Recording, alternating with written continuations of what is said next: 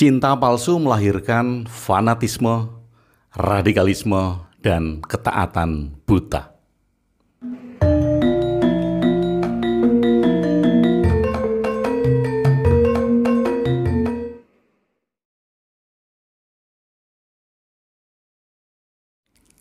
Sahabat Ruang Diri, masih di episode Buku Gad. Mungkin Anda tahu sesuatu yang tidak ingin Anda ketahui. Anda mungkin tidak mengenal Tuhan itu siapa. Dia ada di mana? Bentuknya seperti apa? Anda hanya mengenalnya lewat pendahulu Anda. Mungkin itu adalah orang tua Anda atau guru Anda. Pendahulu Anda juga mengalami hal yang sama, yaitu dari pendahulunya, atau bisa juga dari informasi dari kitab suci, atau dari hal-hal lain, dan demikian seterusnya. Anda tidak mengenalnya, bahkan tidak tahu yang pasti Tuhan itu ada atau tidak. Kemudian banyak yang mengajarkan kepada orang lain untuk mencintai sesuatu yang dia sendiri belum pernah tahu. Atau mungkin klaim-klaim sepihak bahwa seseorang merasa sudah bertemu Tuhan, dijamah Tuhan, atau melihat Tuhan, dan bisa jadi itu adalah imajinasinya sendiri. Sahabat, karena Anda belum tahu dan orang-orang sebelum Anda juga tidak tahu, maka untuk dapat mencintai sesuatu yang Anda sendiri tidak mengetahui apakah itu ada atau tidak, maka pendahulu Anda harus membuat cerita yang meyakinkan sehingga apa yang disebut sebagai Tuhan layak untuk dicintai. Tentu saja, cerita ini akan berkembang menjadi sangat superior karena harus ada alasan mengapa ia layak dicintai, dan ini terjadi hanya kepada Tuhan. Kita bisa berpikir sejenak dengan pertanyaan berikut. Dapatkah Anda mencintai Tuhan tanpa alasan? Alasan mencintai Tuhan itu agar diberi rejeki, kesehatan, pahala, surga, dan sederet hadiah-hadiah lain yang diyakini dari Tuhan. Dengan demikian, maka cinta yang diajarkan adalah cinta palsu. Karena dengan alasan. Karena Tuhan Maha Kuasa yang dapat memberikan hukuman apabila kita tidak taat kepadanya. Maka kita mencintai Tuhan karena hukuman itu. Cinta palsu tersebut merupakan cinta bersyarat yang dilakukan karena ada alasannya. Alasan mengerjakan ibadah karena agar rezeki lancar. Alasan mengerjakan ibadah karena agar selamat. Dan lain-lain. Semua ada alasannya. Cinta palsu inilah yang melahirkan fanatisme, radikalisme, dan ketaatan tanpa memikirkan hal lain apabila sudah ada kalimat perintah Tuhan. Bagaimana dengan cinta asli? Nah, ini pertanyaannya. Beranikah kita mendampingi anak-anak kita dengan cinta asli? Yaitu tidak mengajukan syarat atau alasan untuk cinta. Cintailah Tuhan walaupun ternyata Dia tidak ada. Tidak perlu diada-adakan, tidak perlu dilogikakan. Cintailah Tuhan walaupun Dia ternyata tidak dapat berbuat apa-apa terhadap hidup Anda. Cintailah Tuhan walaupun Dia ternyata tidak dapat memberi hukuman ataupun tidak dapat memberi pahala. Dapatkah kita mencintai Tuhan yang tidak memberikan keuntungan bagi kehidupan kita? Dapatkah kita mencintai Tuhan tanpa alasan apapun juga? Apabila seseorang mencintai Tuhan tanpa alasan, maka orang itu tidak akan dapat diatur oleh kepentingan. Ia menjadi orang yang bebas, dan orang-orang seperti inilah yang ditakutkan oleh lembaga-lembaga agama yang ingin menggerakkan masyarakat untuk kepentingan golongannya sendiri. Apabila Anda dapat mencintai Tuhan walaupun Dia tidak ada, maka Anda tidak akan patuh lagi dengan bujukan atas dasar perintah Tuhan. Walaupun Tuhan tidak ada, saya mencintainya. Walaupun Tuhan tidak dapat memberikan perintah, namun saya mencintainya.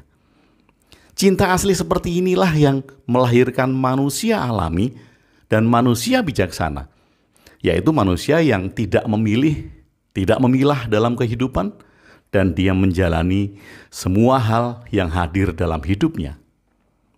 Sekali lagi, dapatkah Anda mencintai Tuhan apabila ternyata Tuhan itu sendiri tidak ada? Kalau Tuhan tidak ada, dan yang ada adalah semua hal yang hidup di sekeliling kita ini, sedangkan cinta Anda tetap ada, maka cinta Anda kepada Tuhan yang tidak ada tersebut akan meliputi hal-hal yang hidup di sekeliling Anda. Dengan begini, Anda akan melihat bahwa Tuhan adalah kehidupan itu sendiri. Saya ulangi lagi, Tuhan adalah kehidupan itu sendiri, bukan sosok personifikasi yang berada di atas sana. Dengan melihat bahwa Tuhan adalah kehidupan itu sendiri, maka Anda akan mencintai hidup Anda, mencintai keluarga Anda, mencintai dunia ini, dan mencintai semua hal di dalam kehidupan. Apabila seorang terjebak mencintai Tuhan yang harus ada, maka cintanya terserap oleh bayangannya sendiri akan Tuhan yang ia ciptakan dalam pikirannya. Dan ia akan melupakan kehidupannya. Contohnya banyak, bahwa mereka yang mengatakan cinta kepada Tuhan, namun berbuat kerusakan di muka bumi ini, atau bersikap egois untuk melegalkan egonya atas nama cinta kepada Tuhan. Sampai pada etapa cinta ini, kita telah merekonstruksi kata Tuhan dari hal-hal yang bersifat personifikasi, dan kita menempatkannya pada ketidaktahuan atau misteri yang ada.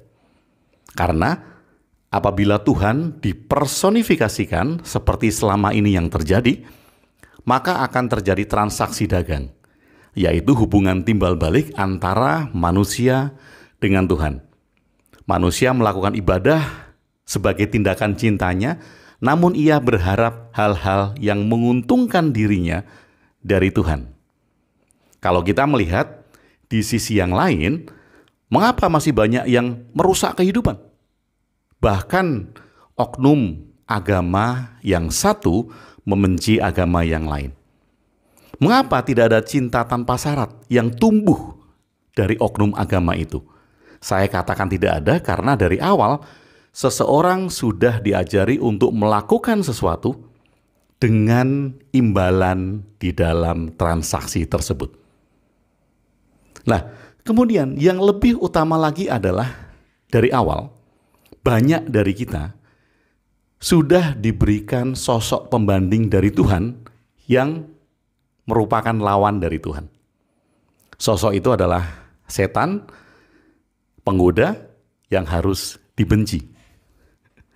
Nah, setan menjadi kekuatan pembanding atau musuh Tuhan. Namun, personifikasi setan sebagai sosok yang dimusuhi dan dibenci, ini akan tumbuh lebih kuat dari Tuhan itu sendiri. Mengapa? Cobalah Anda lihat dalam peristiwa hidup Anda. Ada orang yang Anda cintai dan ada orang yang Anda benci atau Anda musuhi. Mana yang lebih kuat mengakar dalam ingatan Anda? Sesuatu yang Anda cintai atau sesuatu yang Anda benci atau musuh Anda? Nah, kehidupan juga mengalami banyak hal seperti ini. Banyak manusia yang sejak awal sudah diberikan sebuah cara pandang yang tidak tepat, bukan hanya tentang Tuhan, namun juga tentang setan. Bahkan dalam satu tradisi agama, orang berusaha memusuhi setan, melempari setan dalam personifikasinya.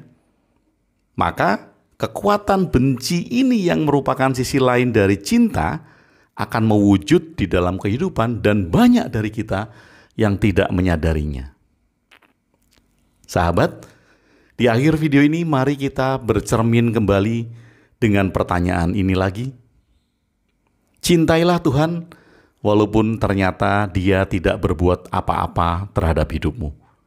Cintailah Tuhan, walaupun dia ternyata tidak dapat memberi hukuman ataupun pahala kepadamu. Cintailah Tuhan tanpa alasan, cintailah Tuhan apa adanya.